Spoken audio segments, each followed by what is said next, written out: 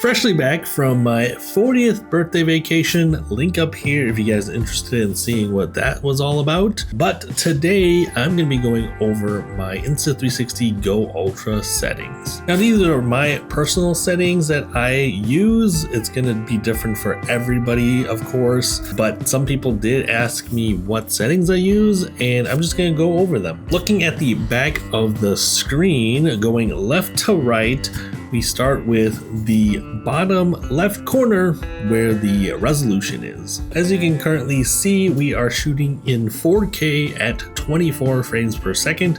I pretty much exclusively shoot this way. Sometimes if I do want any sort of like slow motion, I will up the frames per second to 60. In the settings area, I currently do have active HDR on, as well as low stabilization. And I am currently filming in a 16:9 aspect ratio. Sometimes I would go 4:3 if I want more real estate going up and down vertically, but typically I will keep it around 16:9 or 4:3. You can see in the top right hand side, I do shoot an iLog, and ever since I was introduced to the Go Ultra, I've actually been using iLog pretty much most of the time. I don't think I've actually gone back to the regular color profiles just because I enjoy tweaking the colors in DaVinci Resolve in post-production. This isn't for everybody, of course. If you guys don't want to do color grading in post, I would highly recommend just picking one of the color profiles and going that route. It makes things a lot simpler, a lot easier for you guys. Now, since I am shooting an iLog, if we swipe over from the right hand side, you'll see actually the first two options are not supported,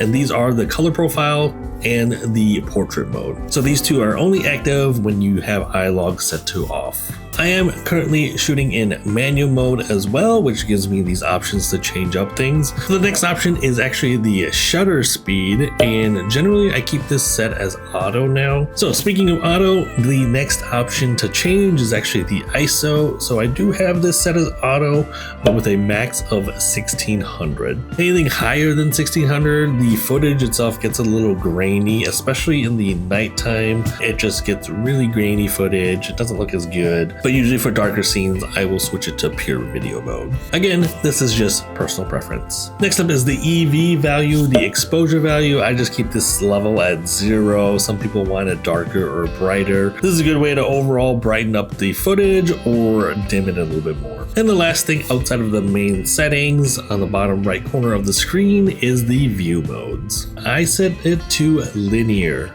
That's just my personal preference.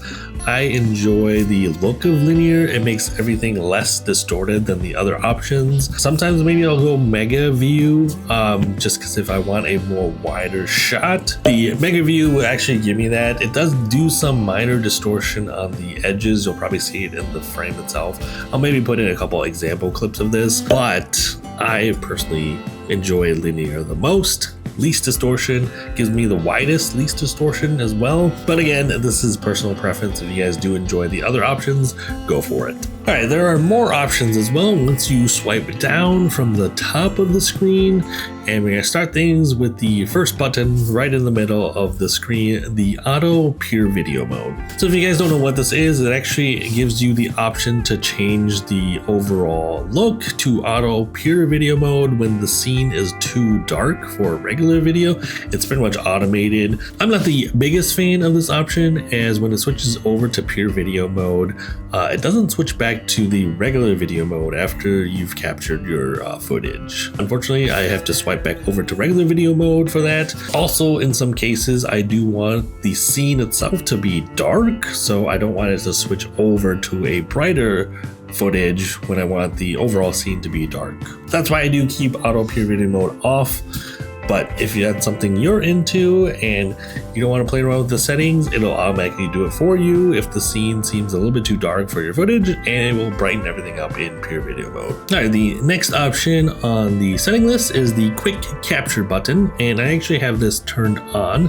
This is actually a very useful option for me. It allows me to start recording on the camera itself when it's separated from the pod just by pushing the main button on the front. And what it actually does is capture captures the footage of whatever settings I have it already set at when I have it in the pod as well. It's a quick way to get footage when the camera is like attached to my chest here, or I have it mounted somewhere. I can just do a quick record there without having the pod in hand. So definitely an option. I would recommend you guys turn it on if you guys do a lot of like footage recording separate from the pod itself. But again, that is up to you guys. This is just my personal preference. The last two options on the first page is interval video recording as well as pre-recording. And I actually don't use either of these, so I'm not gonna go into them. Swiping over to the second page, the first option here is for accessory connection. So this is where you would connect your Bluetooth connections or your lens connections. I don't have any of these currently set, so I have nothing in here. But if you do set up like a Bluetooth microphone, this is where you would do it. Under the audio settings, I like to use the voice enhancement one. This gives me the best crisp audio option for this, especially for vlogs like this. However, if I am outside on a windy day, you do have options for noise cancellation. This is great for strong and weak wind noise cancellation. And it does actually help quite a bit. So if you guys are outside in an environment where it's super windy, I would suggest using one of these options instead. And then on the top right side, you'll see the gains area. I actually keep everything at 0, but change it as you like to. And then the rest of the settings on this page, I have it set as off. I don't use any of these options. So let's move over to the next page. So if we swipe over to the right hand side, we get to the last page of the main settings here. Start things off with the level indicator. I do have this on as well as the grid on. I like to use both of these. The level indicator keeps my footage level, of course. You'll see this little bar on the middle of the screen showing if the footage is level or not. And then for the grid, it allows me to set up my framing of certain shots as well. And then the last three options on this page, the voice control, the gesture control, as well as the screen reader are all set to off. I don't use any of these features, but they are there for your taking. Okay, if you go back to the first page, there's actually more general settings on the hexagon button. Most of the settings on this page here, I keep set at default. However, if you scroll down to the video encoding, I do like to use the H.265 on this. You can use either one, H.265 or H.264. So I also set the bit rate to high. This actually gives the image quality a little bit on the higher end. For the anti-flicker option, I have this set to auto.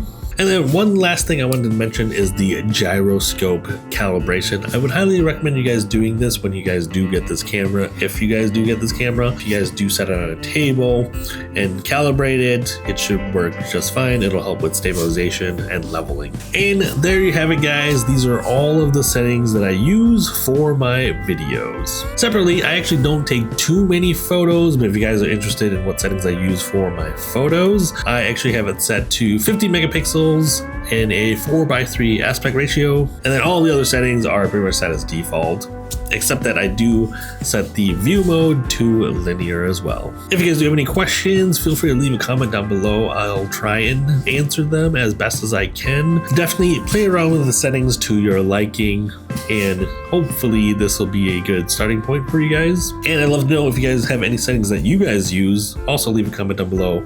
I'm always playing around with my settings as well and trying to find the best footage for my videos. Thanks everybody for watching. Hope you guys enjoyed the video. If you guys did, make sure to like button, subscribe for more content like this. And again, if you guys are interested in my birthday vlog, I just turned 40 years old. You can view it right over here.